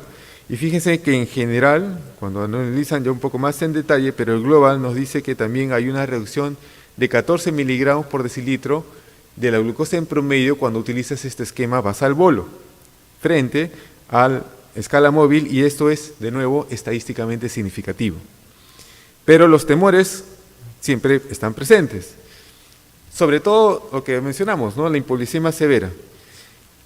En esta revisión sistemática de 2017 de Christensen, lo que se vio es que sí es cierto, hay una mayor tendencia a que se presente hipoglicemia severa en los pacientes que están en el basal-bolo, pero ojo, esta diferencia no fue estadísticamente significativa. Y algo similar en la publicación Cochrane del 2018. De nuevo, hay una ligera tendencia a mayor riesgo de hipoglicemias severas con el esquema Basal-Bolo, pero, como les digo, no es una diferencia estadísticamente significativa. Queda de todas maneras el temor de qué pasa con esta tendencia. Entonces evaluaron lo que era estancia hospitalaria. No hay gráfico en la publicación 2017, pero el texto nos dice que no encontró diferencias en cuanto a la duración media de la estancia hospitalaria entre los dos grupos. Y en el 2018 también encuentra prácticamente lo mismo. En el global no hay una diferencia que sea estadísticamente significativa, es decir, no porque el paciente de pronto tiene mayor tendencia de hipoglicemia severa aumenta la estancia hospitalaria. Pero quizás lo más importante es esto, ¿no? La mortalidad. Entonces, fíjense que en el caso de del esquema Basal-Bolo versus la escala móvil, no hay una diferencia que sea estadísticamente significativa. En otras palabras, no hay que tenerle miedo al esquema Basal-Bolo porque no es que el paciente va a hacer más hipoglicemias severas o que va a tener mayor mortalidad. Eso no es así. Más bien vamos a conseguir un mejor control. Y de ahí las recomendaciones también del ADA, ¿no? ¿Qué nos dice? Fíjense, en pacientes hospitalizados que no están en estado crítico y que tienen pobre ingesta oral o que no reciben nada por vía oral, se recomienda una insulina basal o un esquema de insulina basal con bolos de corrección, más o menos lo que es el Basal Plus. Ahora, si tenemos un paciente hospitalizado que no está en estado crítico, que tiene buena ingesta oral, lo que se recomienda es un esquema basal bolo con una posibilidad de corrección de insulina. Ya hacen hincapié en esto, ¿no? Ellos desaconsejan, o sea, no recomiendan para nada el uso del esquema de escala móvil en el ámbito hospitalario en forma continua, es decir, solamente manejar un paciente con escala móvil no es lo recomendable. Sin embargo, hace un par de meses, la Sociedad de Endocrinología de Estados Unidos sacó esta publicación de cómo es el manejo de hiperglicemia en pacientes adultos en áreas no críticas. Y fíjense algunos detalles que vamos a ver. Si tenemos un paciente adulto, dice, sin antecedente de diabetes, que está en una área no crítica y que tiene una hiperglicemia definida por una glucosa mayor de 140, lo que plantean es que podría iniciarse una terapia con insulina correctiva, es decir, una escala móvil. ¿Ok? ¿Cuál es la meta? Que llegue el paciente de 100 a 180. Ya hay una diferencia en comparación a la ADA ahí también. Pero eso sí, hacen hincapié que si ustedes van a iniciar este esquema de escala móvil en el paciente y ustedes en las primeras 24 horas se encuentran hiperglicemia persistente, es decir, 2 o más mediciones de glucosa por encima de 180, lo que debería pasar es cambiar. Ya no pueden seguir con la escala móvil, tienen que pasar a un Basal Plus o un Basal Bolo. Ahora, si tenemos un paciente que ya tiene antecedente de diabetes y que ha estado con dieta o medicamentos y que no ha estado recibiendo, ojo, insulina antes de la hospitalización, ahí te dicen 2 opciones. Puedes utilizar la escala móvil o una escala Basal Bolo o Basal Plus para mantener de nuevo la glucosa entre 100 y 180. Cuando han decidido, de nuevo, la escala móvil, lo que tienen que ver es si es que el paciente está presentando hiperglicemia persistente o no, porque en ese caso, lo mismo, tenemos que pasarle un Basal Plus o un Basal Bolo. Eso sí, dicen que si nosotros tenemos un paciente diabético con antecedente de uso de antidiabéticos o dieta, si ya de arranque tiene un valor por encima de 180, tenemos que pasarlo sí o sí o un Basal Plus o un Basal Bolo. ¿Ok? Y en los pacientes diabéticos que han estado recibiendo insulina antes de la hospitalización, tienen que mantener el tratamiento con insulina y se tiene que modificar y ajustar en función al estado nutricional del paciente, a la gravedad y de pronto algunas comorbilidades que tenga. De nuevo, la meta es tenerlo entre 100 y 180. La mayoría de veces tenemos que bajar la insulina basal que recibe el paciente en un 10 a 20%. Ahora, me he permitido rápidamente presentarles y hacer una adaptación utilizando como un diagrama de flujo de lo mismo, pero ya gráficamente para que se quede un poco más claro. Paciente sin diagnóstico previo de diabetes que presenta una glucosa mayor de 140, ¿qué plantea? Escala móvil. Pero eso sí, tenemos que ver si en las siguientes 24 horas tiene 2 o más medidas de glucosa mayor o igual de 180. Si no la tiene, podría seguir tranquilo con su escala móvil. Pero si la tiene, ya ese paciente tiene que pasar a Basal Plus o Basal Bolo. Paciente diabético que ha estado con dieta o tratamiento no insulínico, tiene que fijarse cómo está la glucosa al ingreso. Si tiene mayor o igual de 180, Basal Bolo o Basal Plus, sí o sí. No tiene más de 180. Ok, puedes utilizar escala móvil o puedes utilizar el Basal Plus o Basal Bolo. Y de nuevo, si arrancaste esa escala móvil, fíjate en las siguientes 24 horas. Cada 24 horas tienes que estar evaluando al paciente. Si te hace 2 o más mediciones por encima de 180, entonces tienes que de pronto pensar en Basal Plus, pero si no es así, podría todavía seguir con Basal Bolo. Y lo que decía, ¿no? Si es un paciente que ya está con insulina, utilizar un Basal Plus, Basal Bolo, haciendo los ajustes necesarios. Otra recomendación muy importante es que la insulina debe administrarse utilizando protocolos que estén escritos, o si es de pronto un centro donde todo es virtual, que esté en la computadora, que esté validado y que permita justamente los ajustes predefinidos, y eso en función de cómo están los valores de glicemia. Es más, no solamente debería quedarse a nivel del médico, sino también debería de socializarse con el resto del personal no médico. Y acá les traigo algunos ejemplos. Ojo, no son los únicos, ¿ya? Son diferentes esquemas. Si ustedes buscan en escala móvil van a encontrar diferentes maneras. Esta, por ejemplo, es la que utilizó el doctor Umpierres cuando realizó el estudio RABBIT-2 en el año 2007. ¿Okay? Fíjense que lo que se plantea ahí es medir la glucosa antes de cada comida, pero si el paciente está en NPO, se mide la glucosa cada 6 horas, y según cómo está el valor de glucosa y según las características del paciente, se va a decidir una cantidad de insulina rápida o ultra rápida. ¿Okay? Esto no es algo fijo. Si es un paciente, por ejemplo, que iniciaste, casi siempre se inicia con la dosis usual, pero tiende a la hipolisemia, o es un paciente que tiene riesgo de hipolisemia, ya tendrías que manejarlo más bien con la columna de la izquierda, que son más sensibles a la insulina. Y si tú ves que con tu esquema usual no consigues un buen control, ya puedes pasar a un esquema de donde se plantea una resistencia al efecto de la insulina. Ahora, el Basal Plus, ¿ok? ¿Qué dice esta revisión que publicaron el año pasado el doctor Pasquel junto con el doctor Umpierres? Que para el caso del cálculo de la dosis de insulina basal es de 0.1 a 0.25 unidades por kilo en todo el día. ¿Okay? Esto sí, vamos a escoger la dosis de 0.1 en función de que el paciente tenga de repente mayor riesgo de hipoglicemia, que son pacientes mayores, pacientes con insuficiencia renal o de repente aquellos que no tienen la seguridad si va a ingerir los alimentos o no. Y puedes utilizar un análogo de insulina basal en una sola dosis, o si no tienen esos hospitales, también se puede utilizar tranquilamente la insulina NPH en 2 dosis. 2/3 de la dosis que ustedes les van a calcular lo dejan en la mañana y 1/3 en la noche.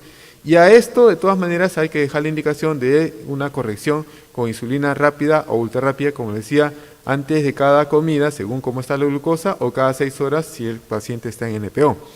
Vamos a llevarlo un poquito a la práctica. Si tenemos un paciente de 90 kilos, por ejemplo, y calculamos 0.1 o 0.25 unidades kilo día, nos va a salir que el paciente utilizaría una dosis de 9 unidades, por ejemplo, si es un paciente con riesgo de hipolisemia, o podría utilizar hasta 21 unidades. Si utilizan un basal análogo, le pueden dejar en un paciente de alto riesgo de hipolisemia 9 unidades en una sola dosis, o 21 si no lo es. Y si tienen NPH, estos 9 lo tienen que repartir. Sería 6 en la mañana y 3 en la noche. Y acá algo similar. De los 21 lo puedes repartir 14 en la mañana y 7 en la noche. ¿Sí? Ahora, ¿qué pasa con el basal bolo? De nuevo, también hay diferentes esquemas, algunos que son más rígidos que otros. Pero si tenemos un paciente que nunca ha usado insulina, la dosis total que le calculemos al día sería de 0.3 a 0.5 unidades kilo día. De nuevo, vamos a escoger la dosis más baja si es un paciente con riesgo de hipoglicemia. Ahora, de esto que ustedes calculan en total, el 50% va a ir para insulina basal y el otro 50% va a ir para insulina rápida o ultra rápida. Como dijimos hace un rato, si tienen una insulina basal análoga, en una sola dosis lo dan por completo. Si tienen NPH lo reparten 2/3 en la mañana, 1/3 en la noche. Y en el caso de la rápida ultra rápida lo dividen en 3 dosis antes de cada comida. Pero acá también hace el hincapié que en algunos casos también podemos considerar una corrección de esa dosis que nosotros hemos planteado. De nuevo, si le vamos a la práctica, supongamos que tenemos un paciente de 60 kilos. Si calculamos 0.3 a 0.5 sería de 18 a 30 unidades que el paciente podría recibir. ¿Okay? 18 si es un paciente que tiene riesgo de hipoglicemia y 30 si de pronto no es así. Si lo pasamos al 50% de los 18, bueno, sería 9 unidades en una sola aplicación. Si tenemos un basal análogo o si tenemos la NPH, sería 6 en la mañana y 3 en la noche. Y para el 50% de lo que es la insulina rápida ultra rápida, sería, si son 9 unidades, para el paciente con alto riesgo de hipoglicemia, 3 antes de cada comida y si no, 5 antes de cada comida. ¿Sí? Ahora, yo les acabo de mencionar que hay una posibilidad de corregir la dosis de insulina que nosotros hemos calculado para este esquema basal bolo. Y esta es una forma, porque también hay diferentes maneras de cómo hacer la corrección. El doctor Pérez lo publicó también hace un par de años y nos dice que él toma en cuenta la cantidad de unidades que recibe en total al día el paciente o el peso del paciente. Entonces, en función de eso, si el paciente está entre 81 y 140, queda con la dosis de insulina que ustedes le habían dejado. Pero si, por ejemplo, el paciente está con valor por debajo de 80, hay que bajar esa dosis que ustedes le habían indicado en esa comida, ojo, y si está por encima, pues se va a ir haciendo el ajuste. Y es más, si está por encima de 300, tienen que hacer un control de pronto a las 2 horas para ver si la glucosa está mejorando o no. Entonces, vamos a concluir que la diabetes y la hiperglicemia son frecuentes entre los pacientes hospitalizados. Los pacientes con y sin diabetes que presentan hiperglicemia durante la hospitalización tienen mayor riesgo de infecciones y de muerte, que en 2 metaanálisis el esquema basal bolo consiguió un mejor control de glicemia sin aumentar significativamente el riesgo de hipoglicemia severa, la estancia hospitalaria y tampoco la mortalidad por cualquier causa en comparación a la escala móvil, ¿ok? Y que eso sí, cada centro, idealmente, debería desarrollar un protocolo escrito para el manejo de la hiperglicemia con insulina, de acuerdo, como ya hemos visto, a los antecedentes del paciente, el grado de hiperglicemia, las comorbilidades y las condiciones que presente durante la hospitalización nuestro paciente. Muchas gracias por su atención y como les comenté al principio, este es el código QR. Si desean descargar la presentación, está ahí. Y este es mi correo si es que tienen alguna consulta adicional. Muchas gracias y disculpen los inconvenientes técnicos que hemos tenido. Gracias. Bueno, agradecemos al doctor Harold Lizardo Torres Percana por su disertación y disculpe por los problemas técnicos que hicieron que, pero su capacidad fue suficiente como para poder entender muy bien su disertación. Tenemos unos minutos para preguntas. Voy a dejar en primera instancia el uso de la palabra al doctor Roberto Jacobo para su comentario en relación a las 2 primeras intervenciones. Bueno, felicitar al doctor Calipuy, el doctor Segundo Seclen. Doctor Calipuy, en relación a la exposición, ¿cuál cree usted que serían los factores en nuestro medio, Perú, para que un especialista o un médico general tenga temor de hacer cambios y que caiga en la inercia terapéutica? Gracias, Roberto, por la pregunta. En salud yo tuve la oportunidad de dirigir lo que era atención primaria en control de diabetes por el año 2008, más o menos 2008-2010, a nivel nacional. Y lo que encontramos en atención primaria sobre todo, y se ve reflejado en este estudio de Cayetano, donde el mayor porcentaje de diabéticos lo ve atención primaria, lo ve el médico general o el médico internista. No es suficiente la cantidad de endocrinólogos que pueden acceder a los pacientes para poder ser atendidos. Y cuando hicimos encuestas en relación a lo que era el uso de insulina, porque la mayoría tenía metformina, glibenclamida, como dijo el doctor Pinto, y cuando preguntábamos por qué no usaban insulina el paciente, el médico, la principal respuesta era desconocimiento. Y eso está reflejado también en la literatura, o sea, para usar no solamente insulina, sino cualquier droga. Hoy día nos han presentado drogas nuevas, combinaciones, ha aparecido un nuevo grupo farmacológico. Lo primero que tenemos que hacer como profesionales es conocer la droga. Y yo siempre digo a mis alumnos, es fácil conocer el beneficio de la droga. Lo que nosotros no nos preocupamos es conocer el riesgo y los eventos adversos que puede tener esa droga. Son 2 caras de una medicación, tanto el beneficio como el riesgo. conociendo esas dos variables, uno se vuelve experto ya con su práctica. Entonces el principal problema que tenían los médicos de provincias, de zonas alejadas, que a eso le sumamos que no hay dosaje de hemoglobina glicosilada, era el desconocimiento de la droga. Doctor, no sé con cuánto iniciar. El doctor Lizardo da unas pautas, pero pareciera sencillo, pero no es sencillo. O sea, ¿con cuánto inicio? Y bueno, no hay opciones, solo NPH. Y eso hace que el médico no se sienta en confianza de usar la insulina, ¿no? Entonces, yo pienso que la principal variable que deberíamos manejar a nivel institucional es la educación. Muchos de ustedes acá, como digo, vienen, reciben la información y aplican, pero ¿cuántos profesionales de atención primaria no acceden a los congresos, no acceden a la capacitación? Y eso es un gran reto que tenemos como instituciones múltiples, tanto en MINSA como en salud.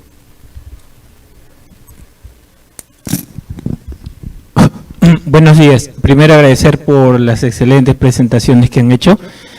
Quería saber, se ha visto que con lo que han presentado hay pacientes que no tienen la opción por diversos motivos de un control de hemoglobina glicosilada y se ve el énfasis que se tiene que ver para optar por el tratamiento, la progresión del mismo.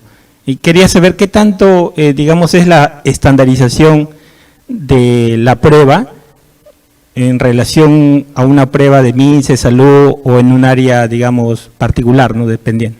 Gracias. ¿Le contesto? ¿O Miguel? Pregunta para el doctor. ¿Cualquiera? Cualquiera, ya. Bueno, en relación a lo que es el control de hemoglobina glicosilada, bueno, es un problema muy serio, ¿no? Hemos tenido pacientes que están con glucosas de 300 y la glicosilada en 5, 6 y al revés. Tenemos pacientes bien controlados y salen con glicosiladas altas. Entonces la estandarización es un problema muy serio a nivel de lo que es laboratorio, ¿no? Y yo a veces le digo a los alumnos, a veces cuando hemos ido a hacer capacitaciones, que no solamente es la glicosilada la variable que uno debe controlar. O sea, tenemos el automonitoreo de glucosa. Deberíamos fomentar el automonitoreo. O sea, no hay mejor valor en nuestro medio, ¿no? Obviamente en nuestro medio local la variabilidad de glicosilada es muy, muy alto. Entonces, nuestra mejor herramienta que tenemos es el automonitoreo. Es más fácil hacer recomendaciones o cambios con un control de glucosa, ya sea en ayunas, postprandial, que a tener una sola glicosilada. Va a depender mucho de sus laboratorios, de la confianza que tengan para poder, si hay correlación entre lo que es el automonitoreo con la glicosilada, obviamente que uno tomaría la glicosilada como referencia. Pero si no hay esa correlación, mejor háganle caso al control de glicemia. Pero significa comprarse un glucómetro, capacitarlo para que se estén haciendo los controles. A veces nos traen las glucosas después de que se aplica la insulina o después que toman desayuno, y esos no son valores que son reales para poder hacer cambios. Entonces significa controlarse la glucosa en ayunas, 2 horas postprandial en secuencia, y esos valores son más reales que la glicosilada, que es a veces mal tomada. Ok, muchas gracias, doctor. Si hubiera alguna pregunta en el auditorio, en relación a la titulación de insulina en la consulta ambulatoria, sabiendo que la tremenda escasez en general de médicos especialistas en provincia y más aún de los endocrinólogos, donde uno quisiera tener en cada provincia, en cada región. Esta titulación de insulina en la consulta ambulatoria, el tema dirigido más hacia el médico del primer nivel de atención, ¿qué puntos claves, qué key points deberíamos mencionar para que se pueda aplicar? Y lo otro es, claro, la insulina titulable va a requerir de una glicemia o de un control de glucosa. Es recomendable que los pacientes, en realidad, sabiendo el nivel cultural, educativo de los pacientes, sea lo mejor un glucómetro, en realidad es lo que se recomienda. Gracias, doctor. En ese sentido, en términos prácticos, lo ideal es empezar con una dosis de 10 unidades. O sea, si no queremos hacer ningún cálculo, es 10 unidades de una insulina basal, llámese NPH o un análogo como la glargina o detemir, en las noches. Y la titulación tiene que ser basada en objetivos. Y lo más práctico es plantearnos el objetivo de la glucosa en ayunas, que ese valor siempre oscile entre 100 y 130. Para eso, suficiente medirse la glucosa en ayunas a por lo menos 2 o 3 veces a la semana e ir aumentando de 2 en 2. Ahora, y eso lo hemos visto con la pandemia, la teleconsulta, los pacientes a través del WhatsApp o del mensajes de texto pueden ir enviándoles los resultados de sus valores de glucosa en ayunas e ir subiendo la dosis. Cuando uno llega a una dosis de 30 unidades por día, o se acerca a la dosis de 0.5 unidades por kilogramo por día, existe riesgo de hipoglicemia. A veces llegamos a 0.7 unidades por kilogramo por día y eso de todas maneras va a producir un episodio de hipoglicemia. Entonces, cuando ustedes tengan una dosis de 30, hayan titulado hasta 30, lo mejor es partir la dosis si es que es una NPH. 2/3 partes en la mañana y 1/3 parte en la noche. O sea, en términos prácticos, 20 en la mañana, 10 en la noche. Lo ideal es contar con un glucómetro, ¿no? Para que el paciente primero controle la glucosa en ayunas entre 100 y 130 sin hipoglicemias. En otras realidades, lo que se está recomendando es la colocación de un monitor continuo de glucosa, un flash, que es un aparatito que ya está disponible en nuestro país, es un sensor y eso les permite la generación de curvas. Es como un monitoreo continuo de glucosa, pero intermitente. Eso también está disponible acá en Lima y en las principales ciudades de nuestro país. Y como bien mencionó el doctor Calipuy, lamentablemente no tenemos disponibilidad a veces de tecnología como la hemoglobina glicosilada, pero el método estándar, y siempre fíjense, es el HPLC, cromatografía líquida de alta performance, que son las máquinas Roche Biorad. Entonces la mayoría de nuestros laboratorios cuentan con eso. Y si no cuentan porque estamos alejados, como dijo el doctor Calipuy, glucómetro. En la medida de lo posible, un perfil de 7 controles, ¿no? Es como un monitoreo.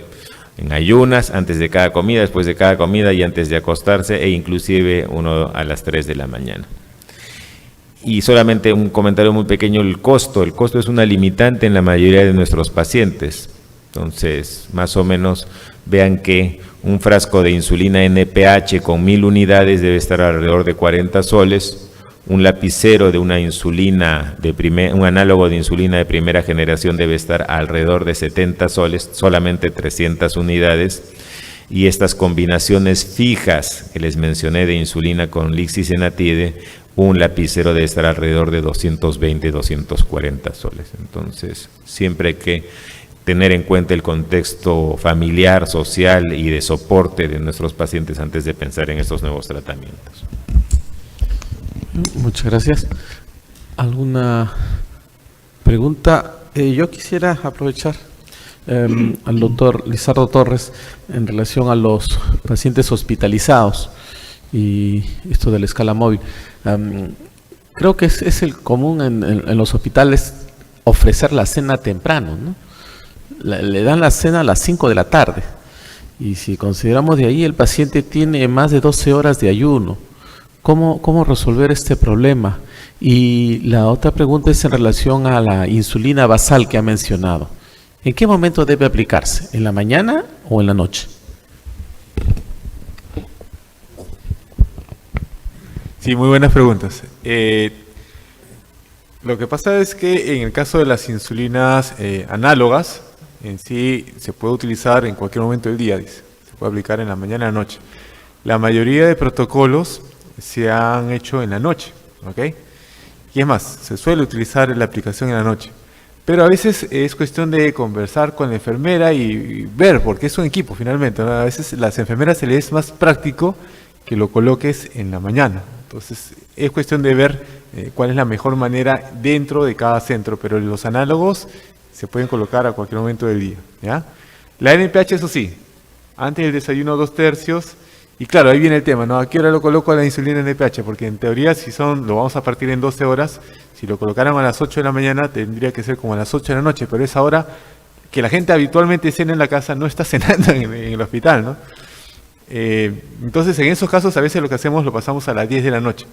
Pero entre las indicaciones incluimos que el paciente diabético, si hay este inconveniente, debería recibir una colación o un adicional, un snack, a las 10 de la noche. O sea, dentro del cálculo total de la dieta que hemos considerado, una pequeña fracción va de todas maneras a las 10 de la noche, si es que le vamos a dejar, por ejemplo, la insulina NPH en la noche. Porque si no le damos nada y le colocamos las 10 unidades, o perdón, la dosis que le toca del NPH en la noche, sí es probable que el paciente pueda hacer hipoglicemia. Y no es lo que nosotros justamente queremos. Doctor Yumpo, si me permite unas palabras. ¿Alguna pregunta, por favor? Sí, doctor Yumpo, tengo ¿me Bueno, permite unas palabras? de no ser así, en realidad es bastante complejo. Y de repente podemos haber salido más papados en relación a la variedad, a toda la gama, a lo que el doctor ha mencionado en relación al monitoreo continuo de glucosa, que creo que es lo ideal ahora. ¿Qué comentarios brevemente sobre la hemoglobina glicosilada? Considerando que es un promedio, ¿no? A veces hemoglobina glicosilada lo más importante. No necesariamente, hay que interpretar bien, es un promedio.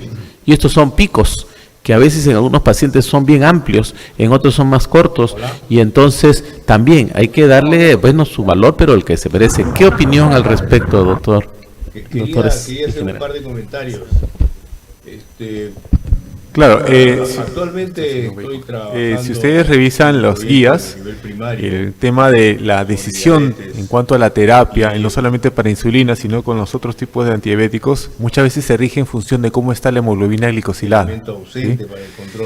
¿Qué sucede? En la práctica no siempre tenemos la glicosilada, pero como ya se mencionó, tenemos que guiarnos de otros métodos. Entonces, la glucometría nos ayuda bastante. ¿Okay? Algo que quiero hacer hincapié es que en la actualidad ya no estamos tan centrados en la glicemia. En el caso del diabético tipo 2, que son la mayoría de nuestros pacientes, tenemos que ver también el riesgo cardiovascular. Es algo que estamos insistiendo en los últimos años. ¿Okay? Tenemos que ver también que hay condiciones que pueden darnos, entre comillas, un falso positivo en cuanto a la hemoglobina glicosilada. Por eso siempre, como dijo muy bien el doctor Calipuy, tenemos que ver si correlación o no con las mediciones de glucosa. Pacientes, por ejemplo, con insuficiencia renal pueden tener una glicosilada tirando un poco más hacia arriba. Entonces, claro, el paciente te trae una glicosilada un poco alta y uno quiere ajustar la dosis, pero si no tienes ninguna medición de glucosa, lo que podríamos estar haciendo más bien es, como dijo el doctor Miguel Pinto, estamos de pronto sobredosificando o sobrevasalizando al paciente y por ahí que nos va a hacer hipoglicemias. Entonces, cuando nosotros veamos una hemoglobina glicosilada, si está más o menos discordante con los valores de glucosa que tenemos en ayunas, tenemos que fijarnos. Algunas veces sí pasa, ¿no? Que el glucosa en ayunas anda muy bien, la glicosilada está alta, entonces ahí tienes que sospecharlo primero que la glucosa postprandial es la que te está generando esa elevación en cuanto al promedio. ¿Okay? Lo que se recomienda es que el paciente se mida, idealmente 2 horas después de haber almorzado, sobre todo la comida más fuerte, para que se dé cuenta, ¿no? Y hay muchos pacientes que te dicen, doctor, yo manejo con 100, 110, pero mi glicosilada está en 8, no sé por qué no baja. Y yo a veces los atiendo en la tarde, le digo, ¿a qué hora has comido? A tal hora, ya. Mira, ya pasaron 2 horas. Y sobre todo aquellos que están utilizando insulina, por ejemplo, es muy importante saber que muchas veces la insulina per se, como basal, o sea, durante el día, y claro, en la noche, como no consumen nada, por ahí que la glucosa va bajando y otra vez amanecen bien, pero el resto del día no saben cómo anda. Entonces, siempre es importante también tomar eso en cuenta. ¿Okay? Y de nuevo, ¿no? Si lo que está fallando ahí es la postprandial, de nuevo, hay fármacos especiales que nos van a ayudar justamente en el tema del control preprandial, pero lo otro que también tenemos que hacer siempre es educar al paciente, sobre todo con el tema de la alimentación. Ya se ha mencionado también previamente que la insulina aumenta el apetito, el paciente puede subir de peso y a veces es un círculo vicioso. Entonces nosotros tenemos que explicar al paciente cómo hacer el tema de la dieta. Si es cierto esto que a veces no nos alcanza el tiempo, lo ideal es que deberíamos tener un programa de diabetes, pero si no tenemos, ahora con el tema de la pandemia también han aumentado las páginas justamente de educación al paciente, que son páginas serias, ¿no? Lamentablemente hay los fake news también muy comunes ahora en los medios y a veces me llegan los pacientes a la consulta y me dicen, doctor, mire, me han compartido este video de YouTube. y le dice, no, abandona tu tratamiento, ya no pongas insulina, que te vas a quedar ciego, y todos los mitos se hacen, pero terribles, ¿no? Hay muchos mitos que también son las limitantes que tenemos cuando queremos manejar los pacientes, pero como les decía, hay páginas que están educando al paciente con ciencia, y eso es algo que deberíamos procurar, si no tenemos tiempo, brindar al paciente, ¿no? Yo a veces a los pacientes les digo, mira, hay unos folletos con códigos QR y ahora todos los celulares prácticamente leen el código QR, entonces automáticamente entran a estas páginas y el paciente ya sabe cómo se va a poner la insulina, si es que necesita ponerse insulina, cómo hacer el tema de la alimentación, cómo el tema de la actividad física. Entonces hay que buscar, como les decía, siempre la manera de que el paciente se enriquezca y que nos ayude, porque en el manejo de la diabetes otra cosa muy importante es que no todo es responsabilidad del médico. El riesgo de pacientes es 50-50, 50% es responsabilidad mía, pero el otro 50% es tu responsabilidad. Entonces tiene que tener cuidado con el tema de la alimentación, porque claro, a veces dicen, doctor, me está indicando la insulina, claro, estamos hablando en este momento, ¿no? El costo de las insulinas, los nuevos análogos, pero yo digo, te puedes gastar un montón de dinero en estos medicamentos nuevos, pero si no haces bien el tema de la dieta, estás tirando tu plata a la basura prácticamente, ¿no? O sea, no esperes que el medicamento haga todo, el paciente también tiene que poner de su parte. Damos la invitación al doctor Segundo Seclen. Va a hacer unos comentarios finales, por favor. Muchas gracias, Roberto. No sé si escucharon la anterior...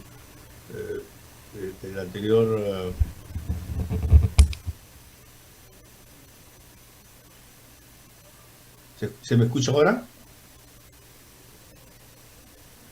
¿Se escucha? Sí, no sé si se me escucha bien, pero voy a hablar. En realidad, el tema del manejo de la diabetes es un desarrollo importantísimo en los últimos 10 años. Tenemos medicamentos con mucha eficacia para bajar la hemoglobina glicosilada, como por ejemplo estos últimos medicamentos que han surgido, los inhibidores de GLT2 y los análogos de GLP-1, pero sigue siendo importante que el manejo del paciente con diabetes sea un paciente personalizado. Más aún, sobre todo, lo que ha surgido últimamente, la nueva clasificación fenotípica de los pacientes con diabetes tipo 2 del grupo sueco, en el cual identifican pacientes que tienen más insulinoresistencia que otros pacientes, sobre todo los que están relacionados al síndrome metabólico, en el cual, por ejemplo, las glitazonas o la metformina son los medicamentos más importantes a utilizar. Hay grupos de pacientes fenotípicamente que tienen una mayor deficiencia de insulina, sobre todo los que son pacientes delgados, en el cual la insulina probablemente sea la mejor opción. Hay pacientes que hacen la enfermedad por edad, ¿no? Y finalmente hay pacientes que tienen obesidad como parte de la fisiopatología de la enfermedad. Son 4 grupos que están ahora bastante bien definidos y que creo que hay que reconocer, porque cada uno de ellos tiene un tratamiento mejor que otro en relación a los medicamentos que existen. Entonces, yo creo que la diabetes está teniendo en estos momentos un desarrollo muy importante, tanto en el tratamiento como en la identificación del grupo de pacientes, y que creo que tenemos los clínicos y los endocrinólogos, particularmente, el deber de poder transmitir estos conocimientos para reconocer este grupo de pacientes y manejarlos correctamente.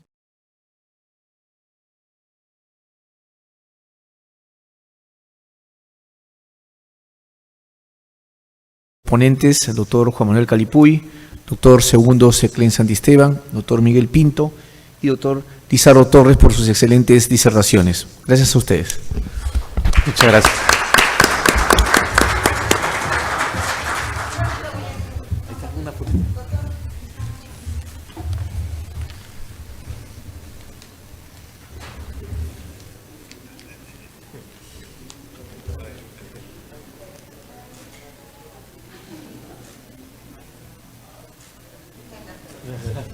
Muchas gracias. Doctor, muchas gracias. Muy buena.